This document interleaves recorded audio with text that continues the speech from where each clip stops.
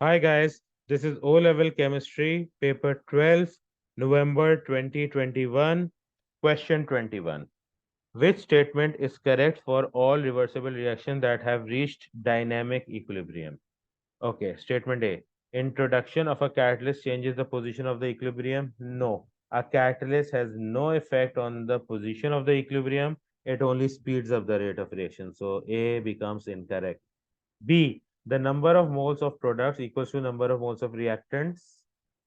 Number of moles of products and reactants are not supposed to become equal. At equilibrium, there could be greater moles of reactants or greater moles of products. Number of moles has nothing to do with the position of the equilibrium, but the rate does. Rate of the forward reaction should be equal to rate of backward reaction. So option B becomes incorrect as well. C, the rate of forward reaction equals to rate of reverse reaction. Yes, this is what we just discussed. So option C is correct. D, when the reaction reaches the position of equilibrium, the reaction stops. Then why is the term dynamic used?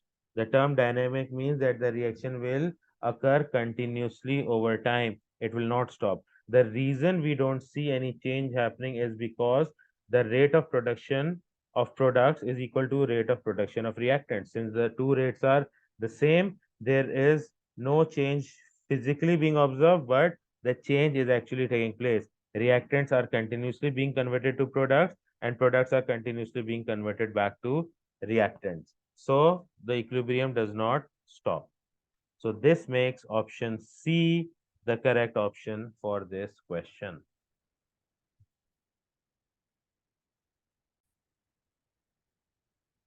Question 22. Which statement about acids and bases is correct? A 0.1 mole per dmq solution of ethanoic acid has a higher pH than a 0.1 mole per dmq solution of hydrochloric acid. Yes, this is correct because ethanoic acid is a weak acid and weak acids are partially dissociated in aqueous solution, whereas HCl being a strong acid will be completely dissociated in aqueous solution. So the concentration of H positive ions in the solution of 0.1 mole per dm cube ethanoic acid would be lesser than the concentration of hydrogen ions in a solution of 0.1 mole per dm cube HCl. So statement A is correct. Statement B, all bases dissolve in water to produce OH negative ions. All alkalis dissolve in water, not bases. Alkalis are bases. So alkalis are the soluble bases. We've got bases like magnesium hydroxide, which are only partially soluble. We have calcium hydroxide, which is partially soluble. Calcium hydroxide is what lime water is. And in order to make lime water, we place calcium hydroxide in water, let it settle, and then filter it. Because we are filtering it, we are removing the remaining calcium hydroxide, which means it does not completely dissolve in water. So B is wrong. C, bases react with nitrates to produce ammonia. No, nitrates are reacted to produce ammonium salts. So bases do not react with nitrates to produce ammonia. And D, oxides of metals are always acidic in character. Oxides of metal. We've got sodium oxide, which is a metallic oxide. This is basic. Potassium oxide is basic. Calcium oxide is basic. Magnesium oxide is basic. So this statement is also wrong. Therefore, option A is the correct option for this question. Question 23. Which compound can be formed by precipitation? Now here precipitation means formed in the form of a precipitate, which means it is supposed to be insoluble. So let's look at the solubilities of these salts. We've got sodium chloride. All sodium salts are soluble, so this is not it. Next is potassium sulfate. All potassium salts are soluble, so this is not it. Next we have calcium nitrate. All nitrate salts are soluble, so this is not it. And then we've got lead sulfate. Lead sulfate is an insoluble salt, so it will be formed by precipitation, making option D the correct option for this question. Question 24. Which method could be used to make a pure sample of copper sulfate? Now, copper sulfate is a soluble salt. So, in order to produce a soluble salt, we would need to react an insoluble salt with acid to produce the soluble salt. So in option 1, we have got acid plus metal carbonate. So metal carbonate would be copper carbonate. So this would result in the production of copper sulfate. So option 1 is correct. Next, we would have acid plus metal oxide. The metal oxide would be copper oxide, and that would react with sulfuric acid producing copper sulfate. So option 2 is correct. Third one, we have acid reacting with metal. So sulfuric acid reacting with copper metal will not occur because copper is less reactive than hydrogen. And 4, we have precipitation. Copper sulfate is soluble. Precipitation only happens when salts are insoluble. So precipitation will not happen in the production of copper sulfate. So we only have the first two statements as being correct, which makes option A the correct option for this question. Question 25. Ammonia is made by a reversible reaction, and the reaction is given. A chemist investigates how the percentage of ammonia at equilibrium changes with pressure.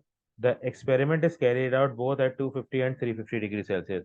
Which graph shows the chemist result? So, first of all, what we need to know is if we increase the pressure, the reaction will be favored in the forward direction because an increase in pressure favors the side of the equilibrium with the lesser number of moles. So, increasing the pressure would result in greater percentage of ammonia being produced, which means the graph should be moving upwards and not downwards, which eliminates options C and D. So now the correct options would be either A or B. Next, what we need to know is the experiment is carried out both at 250 and 350. So when we increase the temperature, an increase in temperature would result in favoring the endothermic side of the reaction, which in this reaction is the backward reaction. So an increase in temperature would result in a decrease in the percentage of ammonia being produced, which means the graph for 350 must be lower than the graph for 250, which is true in the case of B and incorrect in the case of A. This makes option B the correct option for this question. Question 26. Which statement about sulfur dioxide is correct? It is dissolved in water to make sulfuric acid for car batteries? No. Sulfur dioxide dissolves in water producing H2SO3, which is sulfurous acid, not sulfuric. So A is incorrect. B, it is the final product of the contact process. No, the final product of the contact process is sulfuric acid, not sulfur dioxide. C, it is used as a food preservative. Yes, sulfur dioxide is acidic in nature, so it prevents oxidation of food components and the growth of bacteria. Option C is correct.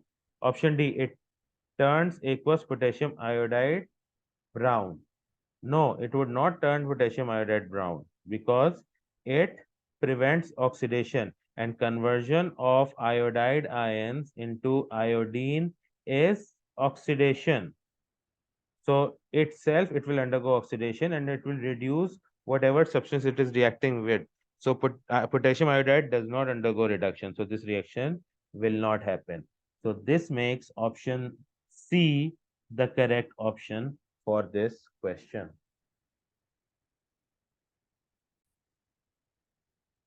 Question 27. The diagram shows part of the periodic table. Okay. Which two letters represent elements that can react together to form covalent compounds? If we look at the periodic table, we can actually see what these elements are. W is calcium, X is copper, Y is sulfur, and Z is fluorine.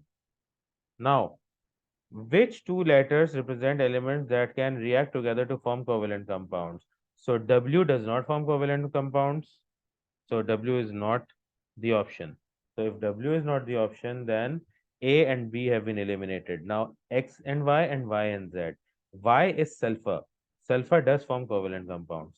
So X and Y. X and Y.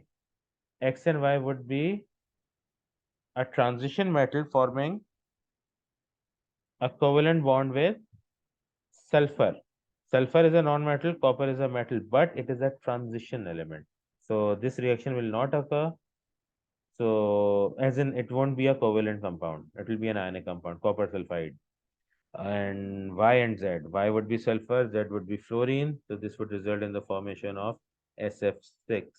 This is the molecule of SF6, and all the bonds between sulfur and fluorine are covalent bonds. So this makes option D the correct option for this question.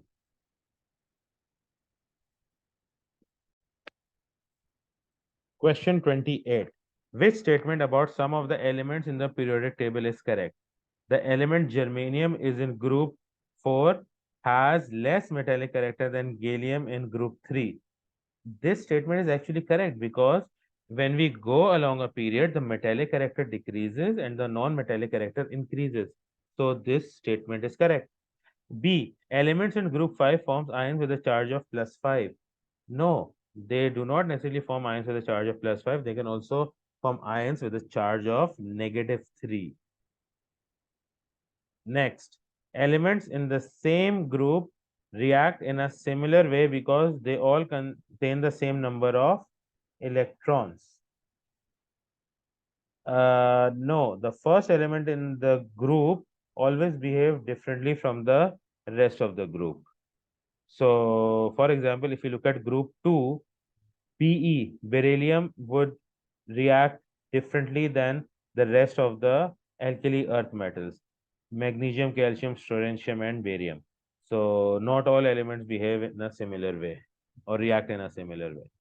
D, transition elements are given their name as they easily change from solids to liquids. No, they are given this name because they form colored compounds with variable oxidation states, and because of which they are used as catalysts. So options B, C, and D are incorrect.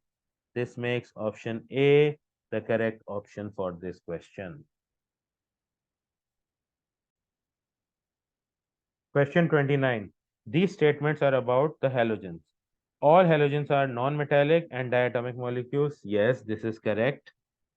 2. Chlorine displaces both bromine and iodine from aqueous solutions of their salts. Yes, chlorine is more reactive than bromine and iodine.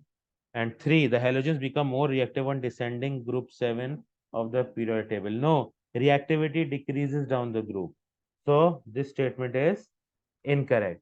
So because statements 1 and 2 are correct, option B becomes the correct option for this question. Question 30. Which two statements indicate that metal M may have a proton number between 21 to 30, which means it would be a transition element. It conducts electricity. That is not unique for transition elements. It is true for all metals, and all transition elements are metals. So this statement does not ascertain that the metal that we are considering is only a transition metal. 2. It does not react with water. No, aluminum also does not react with water. So this statement is not correct.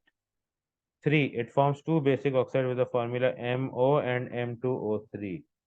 Like this shows that it has variable oxidation state. In the case of MO, the charge would be +2, and in the case of M2O3, the charge would be +3. So this statement signifies that the element has variable oxidation state, which is true for transition elements.